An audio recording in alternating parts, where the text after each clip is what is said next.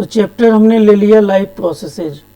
ये चैप्टर हम पढ़ चुके हैं। इस वीडियो में हम ये चैप्टर पढ़ेंगे नहीं।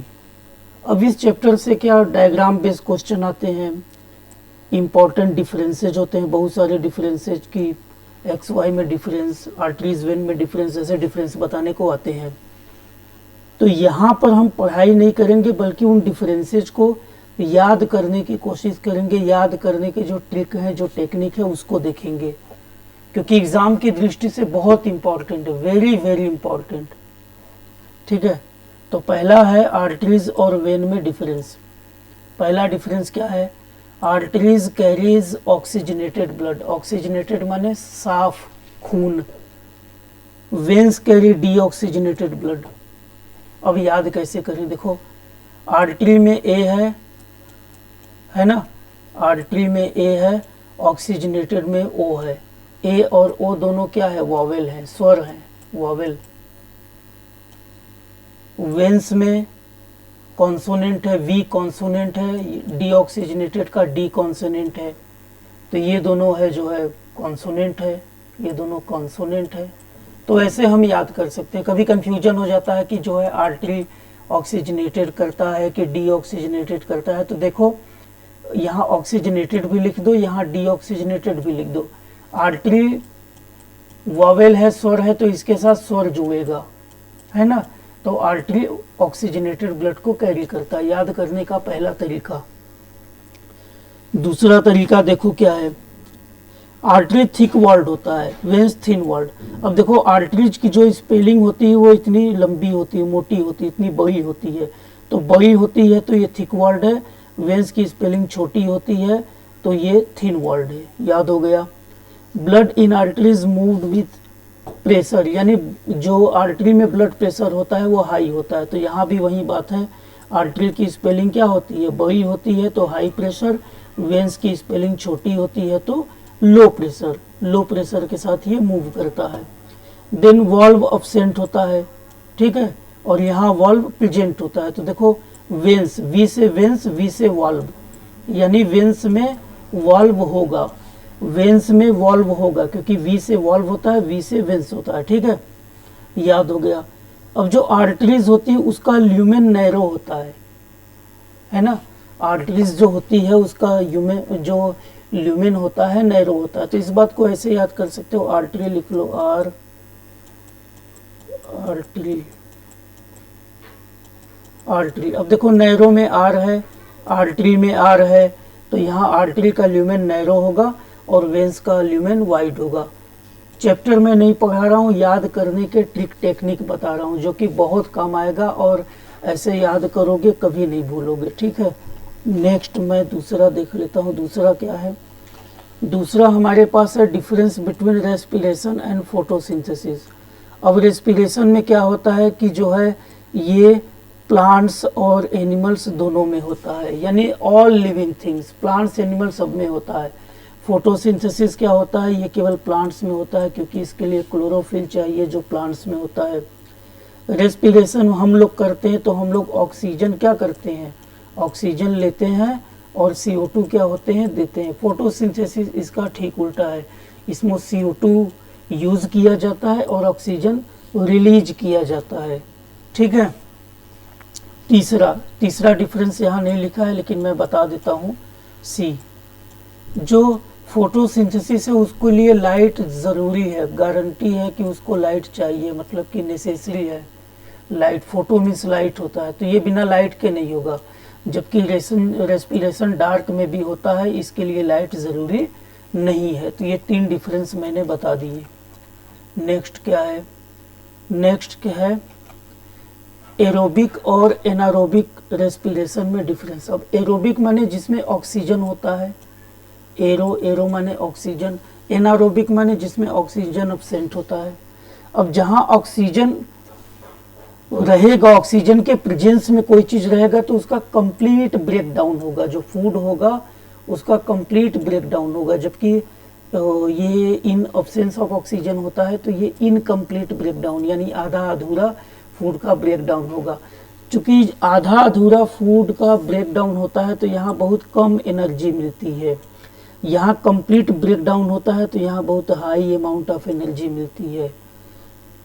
एरोबिक रेस्पिरेशन में चूंकि कंप्लीट ब्रेक डाउन हुआ तो वाटर बनेगा, CO2 बनेगा जो बाहर निकल जाएगा। लेकिन जो एनारोबिक रेस्पिरेशन होता है इसमें इनकम्प्लीट ब्रेक डाउन होता है। इनकम्प्लीट ब्रेक डाउन होने की वजह से CO2 तो बनता है लेकिन जो है एथिल अल्कोहल साथ में बनता है, वाटर नहीं बनता बल्कि लैक्टिक एसिड। अब एथिल अल्कोहल क्या होता है, ये जो बैक्टीरिया यीस्ट होते हैं उनमें एथिल अल्कोहल बनता है। लैक्टिक एसिड कहाँ होता है, मसल सेल में। कभी कभी हम लोग काम कर लेते हैं, ज़्यादा आदत नहीं होती है तो ज़्यादा काम कर लेते हैं तो अगले दिन जो है काफ़ी दर्द होता है, तो हमारे जो मसल्स होते हैं उनमें जमा हो जाता है लैक्टिक एसिड। लास्ट डिफरेंस क्या है कि ये प्लांट एनिमल दोनों में होता है। ये जो है बैक्टीरिया, यीस्ट, मसल सेल, इस तरह lower organism. Different between pepsin and trypsin. अब पेप्सिन और ट्रिप्सिन हमें मालूम है ये दोनों डाइजेस्टिव एंजाइम है, तो इनमें भी डिफरेंस पूछ सकता है। बच्चे कंफ्यूज हो जाते हैं, पेप्सिन कहाँ होता है, क्या काम करता है, ट्रिप्सिन कहाँ होता है, क्या काम करता है। तो ये सारे डिफरेंस एक पास मिलेंगे। पेप्सिन एक्टिन, अब जो पेप्सिन होता है वो स्टमक में होता है, ठीक है। ट्रिप्सिन कहाँ होता है, इंटेस्टाइन में, स्मॉल इंटेस्टाइन में, ठीक है। याद करने का तरीका अगर समझना है तो देखो जो ट्रिप्सिन है ना, ट्रिप्सिन में आयन है, आयन से इंटेस्टाइन समझ लो, स्मॉल इंटेस्टाइन ट्रिप्सिन। और पेप्सिन जो है स्टमक में होता है, पेट में होता है। जो पेप्सिन होता है वो एसिडिक मीडियम में काम करता है, ठीक है। और जो ट्रिप्सिन होता है वो उसके लिए बेसिक मीडियम चाहिए। हो गया, यही दो डिफरेंस है। नेक्स्ट क्या है, ब्लड और लिम्फ। अब हमें मालूम है कि हमारे बॉडी में दो तरह के फ्लूइड मटेरियल पाए जाते हैं जो ट्रांसपोर्ट में हेल्प करते हैं, ठीक है। एक ब्लड होता है जिसके बारे में हम सब जानते हैं, एक दूसरा लिम्फ होता है जिसके बारे में हम सब नहीं जानते। तो अब जान लो, डिफरेंस के माध्यम से याद भी कर लो, है ना, बहुत इम्पोर्टेंट है। जो ब्लड होता है उसमें तीन चीज़ें होती हैं, प्लाज्मा होता है, ब्लड सेल्स होता है, प्लेटलेट्स होता है। ब्लड सेल्स माने RBC, WBC, ये सब, ठीक है। लिम्फ क्या होता है, इसमें प्लाज्मा के साथ लिम्फोसाइट्स होते हैं। सेकेंड डिफरेंस क्या है, इसका कलर रेड होता है, ब्लड का जो कलर होता है रेड होता है क्योंकि उसमें प्रेजेंस होता है RBC का कलर रेड क्या होता है, ड्यू टू हीमोग्लोबिन। और लिम्फ कलरलेस होता है। ब्लड बोथ डायरेक्शन में फ्लो करता है, यानी हार्ट से सेल्स में भी जाएगा और सेल्स से हार्ट में भी आएगा, ठीक है। जो लिम्फ होता है वो यूनी डायरेक्शनल होता है, यानी केवल एक डायरेक्शन में होता है। Flows through arteries and when, यानी ब्लड जो है दो तरह की कैपिलरीज में फ्लो करता है, आर्टरी और वेन मैंने अभी बताया। ये केवल लिम्फेटिक जो वेसल्स होते हैं उनमें फ्लो करता है। नेक्स्ट है हमारा जाइलम और फ्लोएम। तो ये याद होगा, फिर भी बता दूं। जाइलम वाटर और मिनरल को ट्रांसपोर्ट करता है, फ्लोएम ऑर्गेनिक न्यूट्रिएंट्स जो फूड लीव्स में प्रिपेयर होता है उस फूड को जो है फ्लोएम ट्रांसपोर्ट करता है। तो यहाँ पे न्यूट्रिएंट दिया है, न्यूट्रिएंट माने फूड। जाइलम यूनी डायरेक्शनल माने केवल एक डायरेक्शन में, यानी नीचे से ऊपर जाता है, ऊपर से नीचे नहीं आता, ठीक है। पानी को नीचे से लेकर ऊपर जाता है। फ्लोएम बोथ डायरेक्शन में, बाई डायरेक्शनल होता है। जो जाइलम में ट्रांसपोर्टेशन ऑफ वाटर मिनरल होता है वो जाइलम वेसल और ट्रैकिट से होता है, ये पढ़ चुके हो। और फ्लोएम में जो ट्रांसपोर्टेशन होता है फूड का वो सीव ट्यूब और कंपेनियन सेल से होता है। जाइलम में जो वाटर ऊपर इतनी ऊंचाई तक चढ़ जाता है उसके पीछे रीजन क्या है, उसके पीछे डिफ्यूजन एक रीजन है, ट्रांसपीरेशन पुल एक रीजन है। यानी लीफ से जब ट्रांसपीरेशन होता है, वाटर लॉस होता है, तो वाटर लॉस की वजह से पानी की कमी होती है तो एक प्रेशर बनता है, उसको ट्रांसपीरेशन पुल बोलते हैं, उसकी वजह से पानी ऊपर चढ़ता है। लेकिन फ्लोएम जो है जो फूड का ट्रांसपोर्ट करता है उसके लिए एनर्जी चाहिए, वो अपने आप नहीं होता, ठीक है। नेक्स्ट है एल्वियोलाई। एल्वियोलाई कहाँ होता है, लंग्स में होता है। नेफ्रॉन कहाँ होता है, किडनी में होता है। तो ये पाउच लाइक स्ट्रक्चर है, ऐसा बैलून लाइक स्ट्रक्चर होता है लंग्स में। ये ट्यूब लाइक स्ट्रक्चर होता है, नेफ्रॉन ऐसे इस तरह जो है नेफ्रॉन, ठीक है। फाउंड इन लंग्स, ये लंग्स में पाया जाता है, ये किडनी में पाया जाता है, बहुत इजी है। ये गैस को एक्सचेंज करने में हेल्प करता है, एल्वियोलाई में गैस का एक्सचेंज होता है ना, ब्लड वेसल्स जो है ऑक्सीजन ले लेते हैं, CO2 दे देते हैं। और नेफ्रॉन में क्या होता है, ब्लड का फिल्ट्रेशन होता है, ऐसा एक जो है छन्नी जैसा स्ट्रक्चर बन जाता है,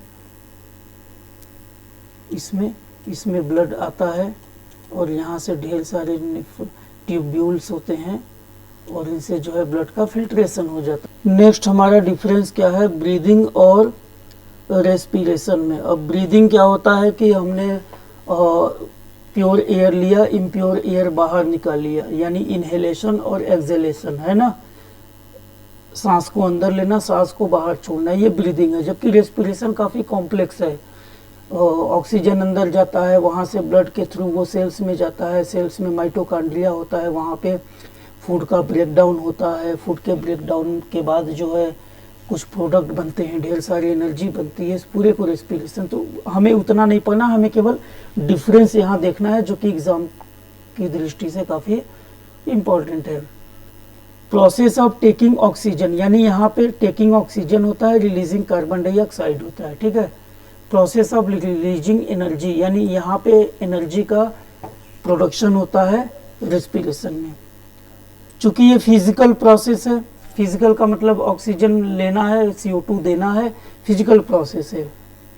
ये बायोकेमिकल प्रोसेस है, इसमें एक जो है केमिकल इक्वेशन भी बनता है, जहाँ पे ये फूड है C6H12O6, ठीक है। इसका ब्रेकडाउन होता है ऑक्सीजन के प्रेजेंस में, तो CO2 और वाटर बनता है। तो ये केमिकल रिएक्शन है, ठीक है। ये लंग्स में होता है, ये जो है माइटोकॉन्ड्रिया, सेल्स के अंदर जो माइटोकॉन्ड्रिया होता है वहाँ पे होता है। इसमें क्या होता है, यूटिलाइज एनर्जी फ्रॉम ब्लड। इसको होने के लिए एनर्जी कहाँ से चाहिए, तो ब्लड से जो एनर्जी होती है वो मिल जाती है।